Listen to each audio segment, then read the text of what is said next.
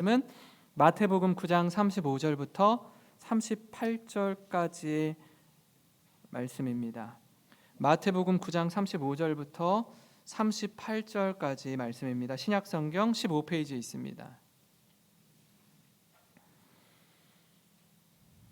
저와 여러분이 한 절씩 교독합니다. 예수께서 모든 도시와 마을에 두루 다니사 그들의 회당에서 가르치시며 천국 복음을 전파하시며 모든 병과 모든 약한 것을 고치시니라. 무리를 보시고 불쌍히 여기시니 이는 그들이 목자 없는 양과 같이 고생하며 기진함이라. 이에 제자들에게 이르시되 추수할 것은 많되 일꾼이 적으니 그러므로 추수하는 주인에게 청하여 추수할 일꾼들을 보내주소서 하라 하시니라. 아멘. 무엇이든 시작할 때 갖는 처음 마음이 있습니다. 그 일명 초심이라고 하는데요. 처음 무언가 시작할 때 그냥 하지 않죠. 굉장히 많이 고민하고 여러 가지 상황과 환경을 두루 살피고 그리고 고민 끝에 결정하고 도전합니다. 좀 쉬워서 할만해서 또는 이거 만만해서 하는 경우는 거의 없습니다. 여러 가지로 힘든 일이 펼쳐질 것을 감안하고 또 어려울 게 예상되지만 그럼에도 불구하고 도전하는 겁니다. 제가 작년과 올해 도전한 분야가 있습니다. 뭐였냐면 운전이었어요. 운전. 그래서 작년에 한 번은요. 한 여름에 일종 대형 면허 자격 취득을 위해서 제가 일정 기간의 연수를 받고 도전한 적이 있습니다. 승용차로 면허를 취득하는 그 도로의 폭을 가지고 버스로 운전을 해서 자격증을 따야 되는데 이게 너무 어렵더라고요. 덩치가 워낙에 커야죠. 45인승을 가지고 하려니 너무 힘들었습니다. 그래서 제가 유튜브도 보면서 공부를 했어요. 그리고 시험 보는 당일날 떨리는 마음으로 가서 운전대를 잡고 시험을 보는데 어떻게 됐을까요? 네. 굉장히 떨어지기를 바라는 분들이 많으신 것 같아요. 네. 처음 시험을 보는데 똑하니 떨어졌습니다. 굉장히 기뻐하시는데 그렇게 떨어지고 돌아오는데요. 마음이 대학교 떨어진 것처럼 너무 힘든 거예요. 마음에 왜 내가 이거를 안 됐을까. 정말 준비한다고 했는데. 그리고 한 며칠이 지난 후에 다시 한번 도전을 했습니다. 더 떨리더라고요. 또 떨어지면 어떡하지. 근데 저와 함께 시험 보는 어떤 분이요 한 6번은 떨어졌대요. 또 오신 거예요. 그분이 옆에 있는데 불안감이 몰려오더라고요. 나의 미래의 모습 아닌가. 그리고 다시 시험을 보는데 이번에 어떻게 됐을까요? 네, 붙었어요. 너무 기쁘더라고요. 그리고 나서 이제 내가 대형 차를 이제 운전할 수 있는 자격을 얻었구나. 그리고 올해 한 추석 무렵이었던 것 같아요. 뭐 하나에 좀 도전해 볼까 하다가 택시 자격을 좀 취득했으면 좋겠다 해서 이게 면허증만 있으면 되는 게 아니고 필기 시험을 봐야 하는데요. 시험 과목이 제법 다양하고 어렵더라고요. 어떤 것까지 해야 되냐면 전라북도 지역의 유명 관광지의 이름이 어디에 있는 건지, 임실에 있는 건지, 남원에 있는 건지, 군산에 있는지 지명들을 다 알아야 되고요. 이 도로가 몇 번 국도인지를 다 알아야 되는 거예요. 너무 힘들더라고요. 그래서 또 어떻게 했을까요? 문제집을 사서 풀고 유튜브를 보고 공부 엄청 열심히 했습니다. 가서 시험을 봤는데 어떻게 됐을까요? 네, 붙었습니다. 아마 성도님들 많은데 왜 목사가 지금 택시든 뭐 이렇게 대형 버스를 운전하는 거든 왜 저럴까? 제가 시험 보는 중에도요 많은 분들이 묻더라고요. 목사님이 왜 이걸 따려고 하세요? 제가 훗날 기회가 주어지면요, 택시 운전을 하면서 이제 승객들을 모시고 안전한 곳으로 갈 때 그분들의 좀 삶을 듣고 그들의 애환과 눈물과 좀 기쁨을 함께 하고 싶다는 마음에서 도전을 했습니다. 왜냐하면 목사가 늘 이렇게 좋은 울타리 안에만 있다 보니까 현실 감각이 떨어지는 거예요. 성도들이 어떻게 살아가고 있는지, 그들이 얼마나 치열하게 세상 가운데 힘겨워하는지 감각이 없는 거예요. 그래서 그들과 함께하고 싶은 마음에 도전했습니다.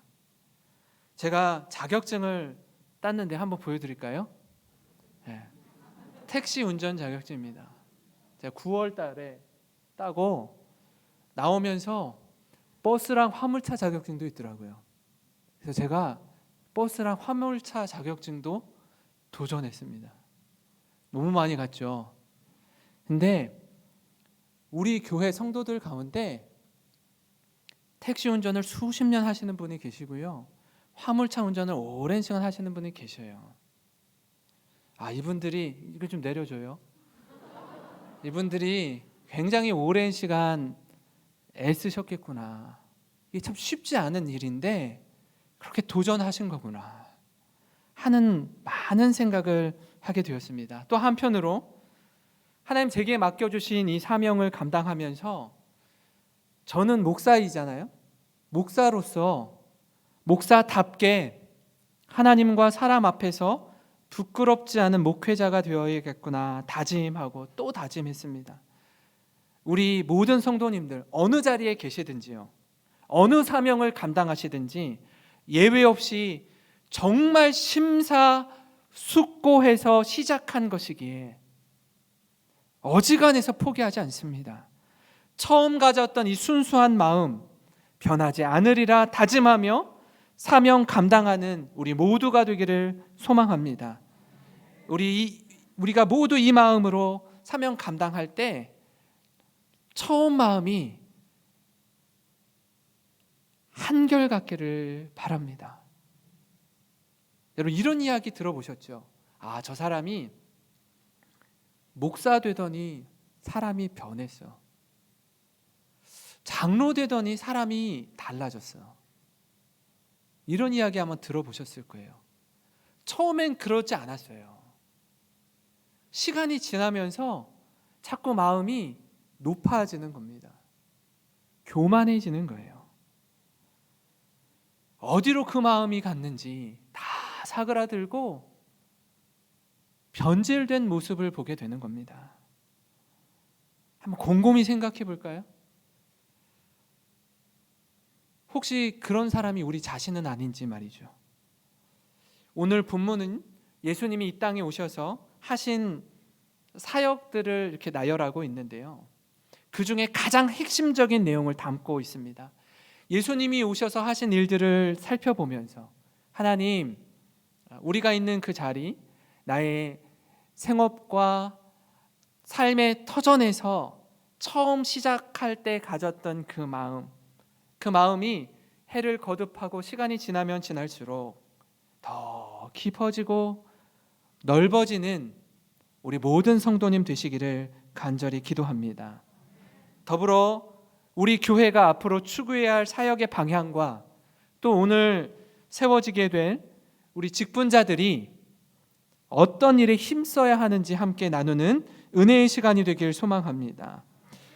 이 예수님의 사역을 묵상하면서 깨닫는 몇 가지를 좀 같이 나누고자 하는데요, 그 첫 번째는 뭐냐면 예수님의 사역은 현장이 있는 가르침의 사역이었다라는 겁니다. 예수님이요, 말씀으로만 가르치지 않았습니다. 12명의 제자들을 불러서 그들과 함께 동고동락하며 삶으로 가르쳐 주셨습니다. 오늘 말씀 9장 35절을 보시면 예수께서 모든 도시와 마을에 두루 다니사 그들의 회당에서 가르치시며 이렇게 말씀합니다. 예루살렘 성전이 파괴되고 유대인들이 각지로 흩어지게 되면서 흩어진 그 지역별로 회당에서 모여서 말씀을 배우고 말씀을 가르쳤는데요. 그 회당이라는 곳이 다름 아닌 그 지역의 가정집이었어요. 그곳이 교회, 회당이었습니다.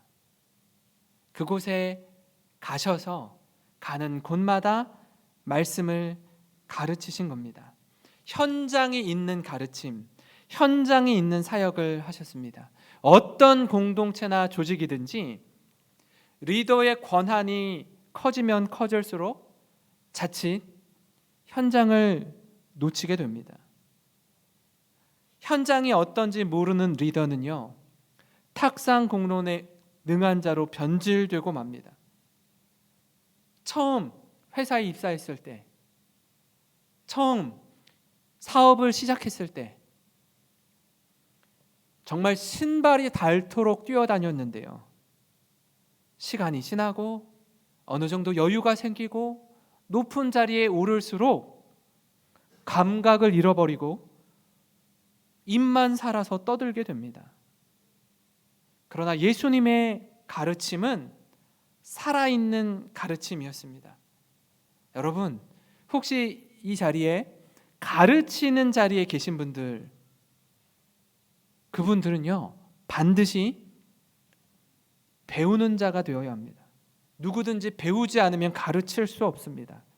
가르치려면 가르치는 시간보다 훨씬 더 많은 시간을 배우는 일에 쏟아야 합니다. 배우려는 마음은 없고 가르치려고 하다 보니까 문제가 생기는 겁니다. 현장이 어떤지 전혀 인식하지 못합니다. 그렇기에 나이를 불문하고 경험을 불문하고 배워야 합니다. 도전하셔야 합니다. 교회 역시 마찬가지입니다. 교회의 지도자로 각 기관의 회장이나 부장이나 대장이나 셀 리더로 장로와 권사와 집사로 섬기는 분들은 현장을 살펴야 합니다. 현장이 없이 책상머리에만 앉아 있으면 엉뚱한 이야기하고요, 비판에 능숙하고 이런저런 이야기만 하는 사람으로 변질되고 맙니다. 그리스도를 머리로 한 교회는 각 기관이 연결되어 자라며 같은 마음과 같은 말과 같은 사랑을 가지고 섬기는 건강한 교회가 되는 줄 믿습니다. 그런가 하면요, 예수님의 사역을 통해 깨닫는 두 번째는 예수님은 이 땅에 오셔서 천국 복음을 전하셨습니다. 예수님의 가장 중요한 사역 중에 하나는 복음을 전하는 사역이었어요. 9장 35절을 다시 중간에 보시면 그들의 회당에서 가르치시며 천국 복음을 전파하시며 이렇게 기록합니다. 복음이신 예수님이 이 땅에 오셔서 하나님 나라의 복음을 전파하신 겁니다.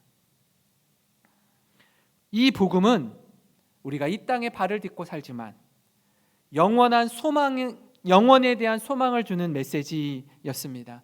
그분이 30살이 되어서 처음으로 공적인 생애를 시작하며 말씀하신 첫 선포의 메시지는 바로 이것이었는데요. 마태복음 4장 17절입니다. 우리 같이 한번 읽겠습니다.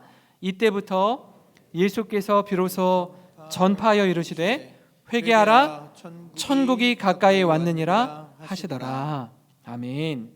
예수님이 오셔서 가장 먼저 선포한 복음은 회개하라, 천국이 가까이 왔느니라 하신 말씀이었습니다. 이어서 4장 23절 24절에 예수께서 온 갈릴리에 두루 다니사 그들의 회당에서 가르치시며 천국 복음을 전파하시며 백성 중에 모든 병과 모든 약한 것을 고치시니 그의 소문이 온 수리아에 퍼진지라. 사람들이 모든 앓는 자 곧 각종 병에 걸려서 고통당하는 자, 귀신 들린 자, 간질하는 자, 중풍병자들을 데려오니 그들을 고치시더라. 공생애를 통해서 천국이 가까이 왔음을 선포하시고 제자들을 부르시고 감당하셨던 사역의 핵심 세 가지입니다. 가르치고, 복음을 전하고, 치유하는 사역이었습니다. 그 가운데 최우선 순위는 복음을 전하는 것이었습니다. 얼마나 열심히 현장을 뛰어다니셨냐 하면 마가복음 1장 38절입니다. 이것도 같이 한번 읽어볼까요? 이르시되 우리가 다른 가까운 마을들로 가자. 거기서도 전도하리니 내가 이를 위하여 왔노라 하시고. 아멘. 예수님이요, 하나님이신 그분이 육신을 입고 이 땅에 오셔서 한 일이 뭐예요? 전도하시는 일이었어요. 이 땅에서 하늘을 꿈꾸며 살도록 복음을 전하셨습니다. 이 하나님 나라를 경험할 수 있는 곳이 그리스도께서 피값으로 사신 교회입니다. 제가 처음 우리 영생교회 왔을 때 수요일마다 전도대가 얼마나 열심히 전도하는지 모릅니다. 전도 특공대 같았습니다. 월명공원에서 착착착 자신에게 주어진 사역들을요, 얼마나 유기적으로 잘 감당하는지 목사로서 너무나 감동이 되었어요. 코로나가 발생하고 이 전도대 사역이 거의 2년이 넘도록 멈춰져 있는데, 그러다 보니까 제 마음 한켠에 거룩한 부담감이 있었습니다. 목회자들이 가장 치명적인 오류에 빠질 수 있는 게 뭐냐면, 성도들에게 전도하라고 설교하면서 정작 목회자인 목사와 전도사는 전도하지 않는 겁니다. 제가 작년과 올해를 지나면서 교육자들을 불렀어요. 여러분, 목사하고 전도사인데 성도들은 혹 하고 싶어도 못한다고 할지라도 목사와 전도사가 전도해야 되지 않겠냐고, 전도 물품 다 준비하라고, 나가자고. 그래서 제가 데리고 한 번은 새벽 시장을 갔습니다. 새벽 기도를 마치고. 비가 많이 왔었어요, 사실. 우리가 하기로 했으니까 일단 갑시다. 한편으로 좀 두려움도 있고 떨림도 있었습니다. 왜냐하면 분위기 좋지 않거든요. 제가 그랬어요. 목사가 이때 욕 안 먹으면 언제 욕 먹겠냐고. 이런 거 저런 거 따지면서 복음 전하면 바울과 같은 사도가 어떻게 나오겠냐고. 수많은 순교자들이 있는데 전도하다가 욕 먹는 거 마땅히 해야 되는 거 아니냐고. 그리고 가서 새벽 시장을 며칠 이렇게 다녔습니다. 그리고 한 번은 우리 교회 주변, 이 흥남동, 수송동, 미원동, 이 주변을 걸어 다니면서 같이 전도지를 나눴습니다. 그리고 최근에는요, 군산대학교에 가서 캠퍼스와 그 앞에 있는 상가 지역들을 다니면서 전도지를 나누고 복음을 전했습니다. 왜 이 자리에 있는지, 그렇죠? 책상 앞에 머물러 있고 행정적인 일 열심히 하면 다가 아니라 나가야 되는 거예요. 듣든지 아니 듣든지 사명 감당하라고 부르신 자리가 목회자의 자리입니다. 이 마음으로 직분자로 세워진 분들도 일상 가운데 복음을 전하셔야 합니다. 목회데이터 연구소에서 지난달 11월에 새신자에 대한 설문조사를 했는데요, 놀랍게도 새신자 중 76%가 삶에 어려움이 있을 때 교회를 찾았다고 합니다. 어려울 때, 힘든 일이 닥쳤을 때. 근데 그들이 교회로 오는 과정 속에서 어떤 사람들이 가장 큰 영향을 끼쳤냐 하면은 가족, 친구, 이웃의 비율이 압도적으로 높았습니다. 다시 말하면 우리가 복음을 전할 때 말씀드린 것처럼 노방전도를 통해서 오는 경우는 사실 많지 않습니다. 가까운 사람들, 나와 마음을 나누는 사람들의 권면과 전도를 통해서 교회에 오게 되는 거예요. 저는 우리 교회가 이 두 가지를 따로 또 가치의 정신을 가지고 함께 병행했으면 좋겠습니다. 여러 선교지에 나가서 해외 선교사로 헌신하는 분들을 우리가 협력하고 있습니다. 우리가 가지 못하니 아주 적은 물질이지만 그들을 돕는 사역을 감당하고 있습니다. 그걸로 끝인가요? 아니요. 우리가 있는 그 자리에서 우리 역시 전도자의 마음가짐으로 가까이 지내는 분들에게 복음을 전하는 사명을 우리가 받았습니다. 이게 해외 선교와 국내 선교가 동시에 이루어지면서 따로 또 가치의 정신을 구현하는 사명인 줄 믿습니다. 교회가 교회됨의 본질을 잘 붙들려면 이 마음이 있어야 됩니다. 교회로 부름받은 우리는 가까이 지내는 가족을 비롯해서 친구와 이웃과 직장 동료에게 복음을 전할 사명을 받았습니다. 또 멀리 해외 선교 현장에서 사명을 감당하는 선교 사역을 돕는 사명이 우리에게 있습니다. 이 두 가지의 균형을 잘 이루어내는 우리 교회가 되기를 소망합니다. 마지막으로 예수님의 사역은 치유와 회복의 사역이었습니다. 다시 한번 9장 35절 말미를 보시면 모든 병과 모든 약한 것을 고치시니라 이렇게 말씀합니다.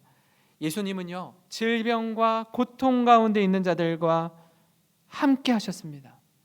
그들의 연약함을 아시고 긍휼히 여겨주셨을 뿐 아니라 그들의 병과 약함을 고쳐주셨어요. 그들의 필요가 무엇인지 그 마음을 정확히 알고 계신 분이 예수 그리스도이셨습니다. 만나는 이마다 이 치유와 회복의 은혜를 부어주실 때 여러분 경험해 본 분들은 아실 거예요. 내가 너무 힘든데 너무 아픈데 돕는 손길을 통해서 또 하나님의 역사하심 가운데 이 은혜를 경험했을 때 얼마나 기쁘고 감사한지 모릅니다. 절절한 이 마음을 누구보다 잘 아시리라 생각합니다. 저 역시요 육신의 연약함이 많은 자입니다. 그래서 하나님 앞에 엎드리게 됩니다. 하나님,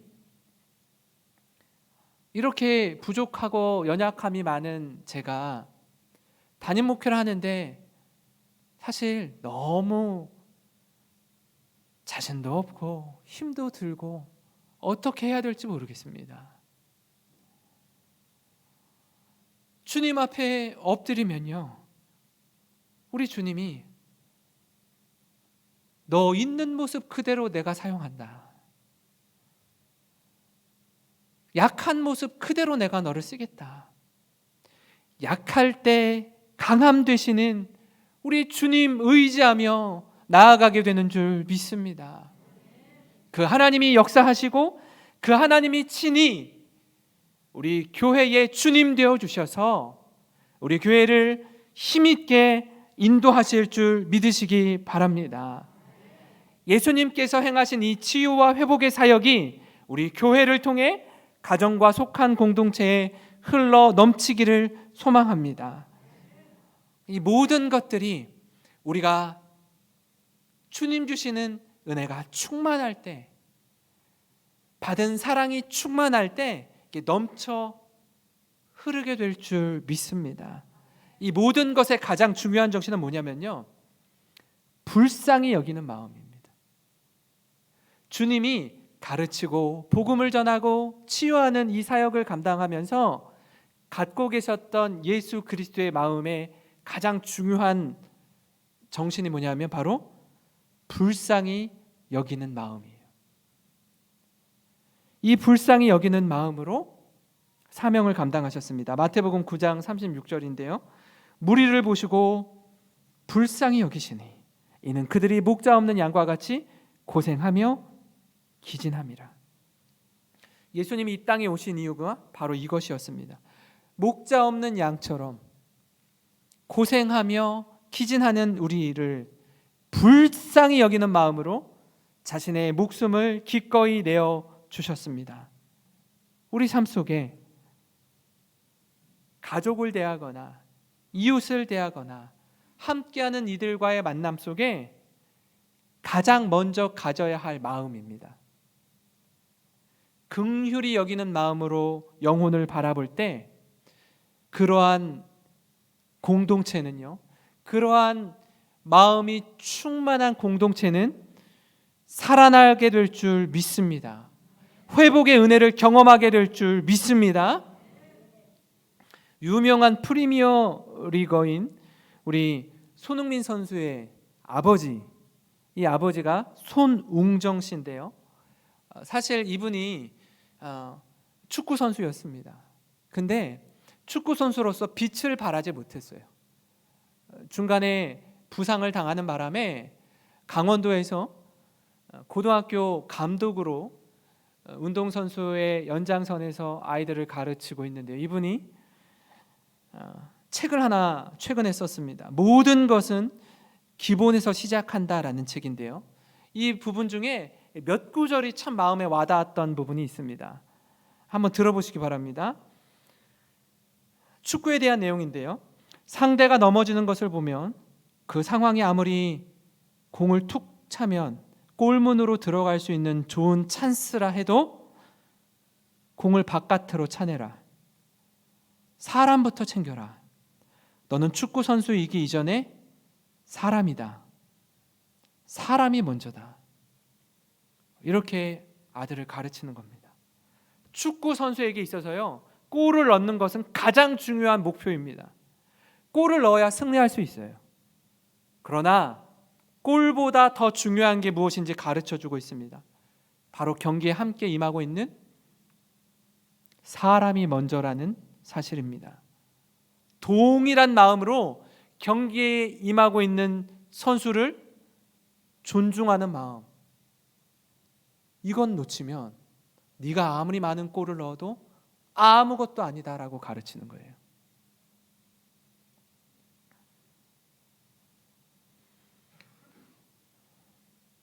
오늘 이 시간 직분자 선거를 합니다. 직분자로 세워지는 분이 계시고요, 또 그렇지 못한 분도 계십니다. 사람 귀한 줄 알아야 합니다. 그 마음을 만지는 우리가 되었으면 좋겠습니다. 마태복음 9장 37절 38절에 이에 제자들에게 이르시되 추수할 것은 많되 일꾼이 적으니 그러므로 추수하는 주인에게 청하여 추수할 일꾼들을 보내주소서 하라 하시니라. 오늘 이 시간 이처럼 주님의 마음을 품는 자를 세우는 자리에 서 있습니다. 영혼을 사랑하고 그를 위하여 헌신하고자 하는 자를 세우려 합니다. 가장 먼저 주님께 이렇게 기도하기 바랍니다. 주님, 추수할 일꾼을 보내주십시오. 우리 교회가 이 일에 쓰임받으며 이미 직분을 받으신 분들은 더욱 이 마음으로 사명 감당하시고요, 직분을 사모하는 분들은 직분을 받기에 앞서서 영혼을 바라볼 때 하나님, 긍휼과 사랑이 충만한 마음으로 직분을 받게 해주십시오. 시간이 지날수록 처음 마음이 더욱 깊어지고 넓어지는 직분자가 되게 해주십시오.